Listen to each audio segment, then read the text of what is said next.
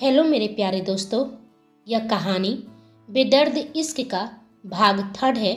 उम्मीद करती हूँ कि आपने दोनों भाग देख चुके होंगे और आपको अच्छा भी लगा होगा। चलिए हम इस कहानी में आगे बढ़ते हैं। मीरा जल्द से जल्द यह गुड न्यूज़ पूर्णिमा को सुनाना चाह रही थी। वो जैसे ही घर पहुँचती है तो पूर्णिमा उससे कहती है, कहाँ थी आप? कब से वेट कर रही हूँ आपकी। मीरा कहती है, पहले तो मुझे आप कहना बंद करो और एक तुम्हारे लिए गुड न्यूज़ है, तुम अब से आज़ाद हो। हॉस्पिटल वाले अब तुम्हें कभी मेंटल असाइलम नहीं ले जाएंगे। यह सुनकर पूर्णिमा खुश हो जाती है और कहती है, यानी हम बाहर जा सकते हैं, हमें किसी से डरने की ज़रूरत नहीं है, हम कहीं भी आ जा सकते हैं और हम जॉब भी कर सकते हैं, है ना मीरा? मीरा कहती है, जॉब जॉब तुम्हें करना है? मीरा थोड़ी परेशान हो जाती है। हम जॉब क्यों नहीं कर सकते? हमें किसी पर बोझ नहीं बनना है। मीरा पूर्णिमा को एक मोबाइल फ़ोन देती है और कहती है, जॉब की बात अभी छोड़ो, यू नीड रेस्ट। अभी तुम घर पर आराम से रहो, यह तुम्हारे लिए गिफ्ट है। पूर्णिमा मोबाइल को देखती है और कहती है, यह तो मोबाइल है हमारे लिए। लेकिन वह खुश नहीं होती है। मीरा पूछती है, क्या तुम खुश नहीं हो? हम जॉब क्यों नहीं कर सकते मीरा? मैंने कब कहा कि तुम जॉब नहीं कर सकती हो? सुनो, तुम्हारे लिए एक अच्छी जॉब भी तो देखनी होगी, फिर कर लेना। कार्तिक मीरा को फ़ोन करता है और उससे मिलने बुलाता है। मीरा जल्दी से रेडी होकर जाने लगती है, लेकिन अचानक उसे पूर्णिमा का ख्याल आता है और उससे कहती है, पूर्णिमा चलो जल्दी से रेडी हो जाओ, बाहर चलते हैं, खूब एंजॉय करेंगे। लेकिन पूर्णिमा डर जाती है और कहती है, बाहर? नहीं, हम नहीं जा सकते। इतने साल बंद जगह पर रहने से पूर्णिमा बाहर की दुनिया से कट गई थी और यह बात मीरा समझती थी। वह जानती थी कि भले पूर्णिमा जॉब करने को कह रही है, लेकिन अभी तक वो अपने अंदर की डर को समझ नहीं पाई है। पूर्णिमा पैनिक करने लगी, तब मीरा ने कहा, रिलैक्स पूर्णिमा, कोई बात नहीं, अभी तुम रेस्ट करो, मैं आकर तुमसे बात करती हूँ। कार्तिक मीरा का इंतजार कर रहा था। मीरा वहाँ पहुँचती है और साथ में दिया और बिक्की भी थे। कार्तिक मीरा से बोला, सॉरी मीरा, कल रात के लिए। मीरा ने कहा, सॉरी किस लिए कार्तिक? हमारे बीच में इतनी तो अंडरस्टैंडिंग है कि हम दोनों एक दूसरे को समझ सकते हैं। दिया ने पूछा, अच्छा यह बताओ, वह लड़की कैसी है? मीरा बोली, ठीक है, आज तो जॉब करने की बात कर रही थी। विकी पूछा, यह तो अच्छी बात है, इसी बहाने वो बाहर तो निकलेगी। यही तो डर है विक्की, उसका दुनिया से कनेक्शन कट चुका है, डरती है बाहर निकलने से। कार्तिक पूछा, लेकिन तुमने तो कहा था कि वो नॉर्मल है। मीरा बोली, हाँ मैंने सच कहा था, वह नॉर्मल ही है, लेकिन तुम ही जरा सोचो, वही क्यों? कोई भी उसकी जगह रहता जिसने कई सालों तक बाहर की दुनिया ही ना देखी हो, खुद को सभी से अलग कर लिया हो, अचानक ऐसी सिचुएशन में तो पैनिक करेगा ही ना। लेकिन वो फिर भी जॉब करना चाहती है। समझ में नहीं आ रहा है कि उसे जॉब कौन देगा, और दे भी दिया तो उसकी प्रॉब्लम्स को कौन समझेगा। कार्तिक बोला, बस यही प्रॉब्लम है, इसलिए तुम इतनी परेशान हो। चलो मैं तुम्हारी प्रॉब्लम सॉल्व कर देता हूँ। मेरे ऑफिस में उसे जॉब मिल जाएगी। बंदरा वाला ऑफिस में एक वैकेंसी खाली है, मैं बात कर लूँगा, वह वहाँ रहेगी तो सेफ रहेगी, और फिर वहाँ विक्की और दिया भी तो है। कार्तिक ने कहा। तो मीरा थोड़ी राहत की सांस ली। बाय द वे उसका नाम क्या है? कार्तिक ने गंभीर होकर पूछा। अरे यार, हम जब से मिले हैं सिर्फ उसी लड़की की बात कर रहे हैं। तुम दोनों की शादी होने वाली है तो तुम दोनों एंजॉय करो यार, हम चलते हैं, विकी और दिया जाते हुए बोले। कार्तिक अपने दोस्तों के सामने थोड़ा बहुत मीरा के साथ खुल भी जाता, वरना अक्सर वो चुप ही रहता और मीरा भी कुछ नहीं कहती, यह सोचकर कि मालूम नहीं उसकी कौन सी बात पर कार्तिक कैसा रिएक्ट करेगा। दोनों ऐसे ही खाली रास्ते पर खामोशी से चले जा रहे थे, तब मीरा ने पहल किया, कार्तिक, इन 2 सालों में हमारी बॉन्डिंग बहुत मजबूत हो गई है, लेकिन आज भी लगता है जिसे मैं तुम्हें समझ नहीं पाई हूँ, एक खाली सा लगता है जीवन में। कार्तिक ने कहा, जानता हूँ मीरा, तुम्हें मुझसे बहुत शिकायत है और दुख की बात है कि मैं उन्हें दूर नहीं कर पाता हूँ। यह ज़िंदगी तुमने ही दिया है, इसलिए इस पर तुम्हारा ही हक है। तुम जैसा कहोगी मैं वैसा ही करूँगा। मुझे तुम्हारी ज़िंदगी नहीं, तुम्हारे दिल में जगह चाहिए कार्तिक। मीरा रुकते हुए बोली, मैं तुमसे बहुत प्यार करती हूँ, क्या तुम अपना पास्ट भुलाकर मेरे साथ आगे नहीं बढ़ सकते हो? हमारी शादी होने वाली है, लेकिन मुझे लगता है कि बिना प्यार का शादी कैसे निभाएंगे। उसकी नज़रों में अपने रिश्ते के प्रति सवाल देखकर बोला, मीरा, मैं नहीं जानता कि मैं तुम्हें कैसे यकीन दिलाऊं। मैं कोशिश करता हूँ अपने रिश्ते में लॉयल रहने की, लेकिन मेरा दिल, मेरा दिमाग मेरा सुनते ही नहीं है। अगर सनम बेवफा हो तो उसे भुलाना आसान होता है, लेकिन यदि आप ही बेवफा हो और आपका सनम सच्चा हो तो यकीन मानो बहुत दर्द होता है। उसे भूला नहीं जा सकता, लेकिन मैं कोशिश करूँगा इस रिश्ते को निभाने की। मीरा ने कहा, नहीं जानती कि तुम्हारे पास्ट में क्या हुआ था, और मुझे जानना भी नहीं है कार्तिक। बस मैं तुम्हारे साथ अपना फ्यूचर देखती हूँ, तुम्हारे साथ इस प्रेजेंट को जीना चाहती हूँ, और यही मेरे लिए काफ़ी है। दोनों अपने अपने घर पहुँचते हैं। कार्तिक आज थोड़ा खुश लग रहा था। उसे खुश देख छाया पूछी, क्या बात है भैया, आज आप थोड़े बदले बदले लग रहे हो। ऐसे जो भी कारण हो, आपके चेहरे पर स्माइल बहुत अच्छी लगती है। दिव्या ने भी कहा, हाँ देवर जी, आप मुस्कुराते हुए बहुत अच्छे लगते हो। ऐसे ही मुस्कुराते रहिए। मेरे बेटे को अपनी बुरी नज़र लगा रही हो, एक को तो लगा ही चुकी हो, इसे तो बख्श दो। कल्याणी जी तंज करते हुए दिव्या से बोली। दिव्या को काफ़ी शर्मिंदगी महसूस हुई, उसकी आंखें नम हो गई थी। कार्तिक ने कहा, मॉम, आप भाभी को ऐसे कैसे बोल सकती हैं। दिव्या कार्तिक को बहुत प्यार से देखती है। भाभी, आपकी नज़र में अपने देवर के लिए बहुत प्यार और सम्मान है, इसलिए आप इस घर के लिए बहुत अनमोल हैं। दिव्या के लिए अपने बेटे के मुंह से ऐसी प्यारी और अच्छी बातें सुनकर कल्याणी जी अंदर ही अंदर जल भून रही थी। वह पैर पटकते हुए अपने कमरे में चली गई। तब दिव्या ने कहा, मम्मी जी नाराज हो गई, आप उनके सामने मेरी तारीफ मत किया कीजिए। मॉम को तो मैं मना लूँगा भाभी, आप बस अपना ख्याल रखिए। गुड नाइट भाभी। मीरा घर पहुँचती है और पूर्णिमा के कमरे में जाती है। वह अब तक अपने मोबाइल में उलझी हुई थी। क्या हो रहा है पूर्णिमा, मीरा ने पूछा।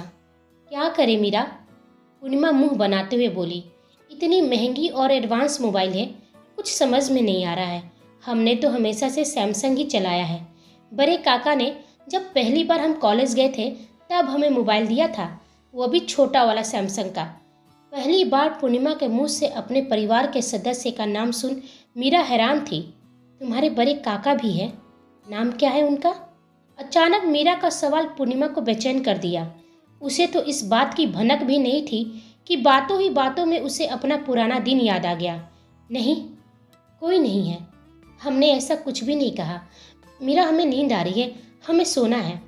ठीक है पूर्णिमा, शायद मुझसे ही सुनने में कोई गलती हो गई होगी। तुम सो जाओ, मैं जाती हूँ। मीरा अपने मन में सोचती है, यानी कि पूर्णिमा का परिवार है, फिर उसके परिवार वाले कभी पूर्णिमा से मिलने की कोशिश क्यों नहीं किए। पूर्णिमा को आज अपना अतीत याद आ गया था, जहाँ वो अपने काका के सामने, नहीं काका, ऐसा मत कीजिए, हमें ऐसी सज़ा मत दीजिए, हमने कोई पाप नहीं किया है। मासा, आप तो समझाइए, यह गलत है। याद करते ही पूर्णिमा की आंखें आंसू से भर गई थी। उसके हाथ कांप रहे थे। वह तकिया में मुंह छुपाकर रोने लगी। मीरा अपने कमरे में जाकर सोच रही थी कि पूर्णिमा के साथ क्या हुआ था। उसके परिवार वाले कहाँ थे? क्यों नहीं उन्होंने पूर्णिमा से कांटेक्ट किया? मीरा के मन में कई सवाल थे, लेकिन वह जानती थी कि पूर्णिमा अभी भी बहुत कमज़ोर है। उसे अभी भी अपने अतीत को याद करने से डर लगता है। मीरा ने सोचा कि वह पूर्णिमा से धीरे धीरे उसके अतीत के बारे में पूछेगी, लेकिन वो खुद से बोली, लेकिन उससे पहले मुझे पूर्णिमा के डर को निकालना होगा। उसे दुनिया का सामना करना ही होगा, और एक ही तरीका है, उसका जॉब करना जरूरी है। अगले दिन मीरा ने पूर्णिमा से कहा, तुम्हें जॉब करनी है ना? तुम्हारे लिए एक जॉब ढूंढी है, लेकिन उसके लिए तुम्हें बाहर निकलना होगा। बोलो, मंजूर है? पूर्णिमा दरवाजे की ओर देखी और एक बार अपने अंदर के डर को महसूस की। तभी उसके चेहरे की भाव को देखकर पूनम जी बोली, बेटा, तुम्हें अपने डर से खुद ही लड़ना होगा। जिस दिन तुम मेंटल असाइलम से भागी थी तो तुम अपने डर से लड़कर भागी थी। एक बार फिर कोशिश करो, तुम्हारी जीत पक्की है। पूर्णिमा पूछी, कहाँ जाना है मीरा? यह सुनकर मीरा और पूनम जी दोनों खुश हो जाते हैं। पूनम जी जल्दी से दही चीनी लेकर आई और पूर्णिमा को खिलाकर आशीर्वाद दिया। मीरा का हाथ थामकर वह बाहर निकली। दोनों कार्तिक के बांद्रा वाले ऑफिस में पहुंचते हैं। पूर्णिमा उसके ऑफिस को देख पूछी, यह तो बहुत बड़ी कंपनी है मीरा, हमारे पास तो कोई सर्टिफिकेट नहीं है, हमें यह जॉब कैसे मिलेगी? मीरा बोली, मुझ पर भरोसा है ना, तो चलो, यहाँ सर्टिफिकेट की ज़रूरत नहीं है, अब से तुम्हें यही जॉब करनी है। मीरा ने कार्तिक से पहले ही फ़ोन पर बात कर लिया था और कार्तिक अपने इस ऑफिस में बहुत कम आता था, लेकिन पूर्णिमा के लिए उसने पहले से ही कन्फर्मेशन लेटर सेंड कर दिया था। मीरा पूर्णिमा का हाथ पकड़ ऑफिस के अंदर लेकर गई। मीरा को देख सभी उसे ग्रीट करने लगे। Good morning ma'am. यह मीरा कार्तिक के साथ कई बार आ चुकी थी और कार्तिक के साथ उसका संबंध के बारे में सभी जानते थे। तभी मैनेजर ने कहा, गुड मॉर्निंग मैम। मीरा बोली, साहिल, यह पूर्णिमा है। पूर्णिमा, यह साहिल है, यहाँ का मैनेजर। मैम, हमें इनके बारे में पहले से इन्फॉर्म कर दिया गया था, साहिल ने कहा। वह पूर्णिमा से बोला, पूर्णिमा, यह आपका डेस्क है। वह मीरा को हैरानी से देख रही थी। मीरा ने कहा, पूर्णिमा, साहिल तुम्हें सारा काम समझा देगा, अब तुम बस अपने काम पर ध्यान देना। हॉस्पिटल से आते समय मैं तुम्हें पिक कर लूँगी। और जाने लगी तो पूर्णिमा उसकी हाथ को पकड़ उसके गले लग गई। मीरा समझ गई थी कि पूर्णिमा इमोशनल हो रही है। थैंक यू मीरा, हमारे लिए इतना कुछ करने के लिए, थैंक्स अ लॉट। लेकिन हमें डर लग रहा है, हम यह सब कैसे करेंगे, मीरा ने कहा। सच में पूर्णिमा, जब तुमने जॉब करने का फैसला किया था तो क्या तुम्हें अपनी काबिलियत पर शक था? देखो पूर्णिमा, डरने से सिर्फ खुद को लाचार और बेबस पाओगी, लेकिन अपने डर से लड़कर आगे बढ़ोगी तो मजबूत बनोगी। सफ़र तुम्हारा है तो तय भी तुम्हें ही करना है।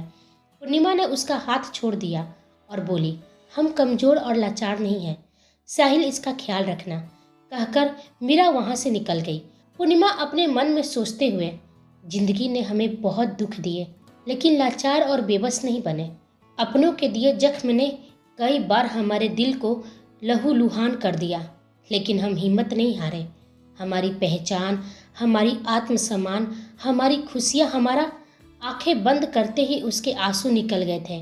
मैनेजर की बात सुन उसने खुद के इमोशंस को कंट्रोल किए और मुस्कुराते हुए पूछी, जी सर। पूर्णिमा, मैं आपका काम समझा देता हूँ। वह पूर्णिमा को उसका काम समझा रहा था और बीच बीच में उसकी खूबसूरती भी निहार रहा था। पूर्णिमा बहुत खुश थी, उसके चेहरे की चमक लौट आई थी। तभी उसकी नज़र सामने एक बहुत बड़ा केबिन की ओर गई और पूछी, यह किसका केबिन है? पूर्णिमा, यह हमारे बॉस का केबिन है, लेकिन वो यहाँ कम ही आते हैं। बहुत ज़रूरी काम हुआ तभी यहाँ आते हैं। बहुत अच्छे और नेक इंसान हैं हमारे बॉस। मीरा भी इधर पूर्णिमा के बारे में ही सोच रही थी। प्लीज़ गॉड, पूर्णिमा को संभाल लेना, उसका वहाँ मन लग जाए। मुझे पूर्णिमा के परिवार के बारे में पता करनी चाहिए। वो अपने एक स्टाफ को बुलाती है और उससे कहती है, पूर्णिमा से रिलेटेड जितनी फाइल्स है लेकर आओ। स्टाफ ने कहा, मैम, उनसे रिलेटेड कोई फाइल्स नहीं है। यह सुन मीरा चकित रह गई। यह कैसे हो सकता है? उसे यहाँ लाने से पहले उसके बारे में हॉस्पिटल ने वेरीफाई तो किया होगा, उसकी फैमिली, फ्रेंड्स, एड्रेस, आइडेंटिटी, जिससे उसकी पहचान हो सके। और कुछ ऐसा?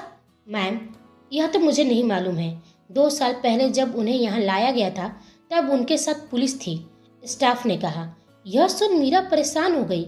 वो सोचने लगी कि हॉस्पिटल वाले उससे सारी बातें क्यों छुपाई, पूर्णिमा के साथ पुलिस क्यों आई थी।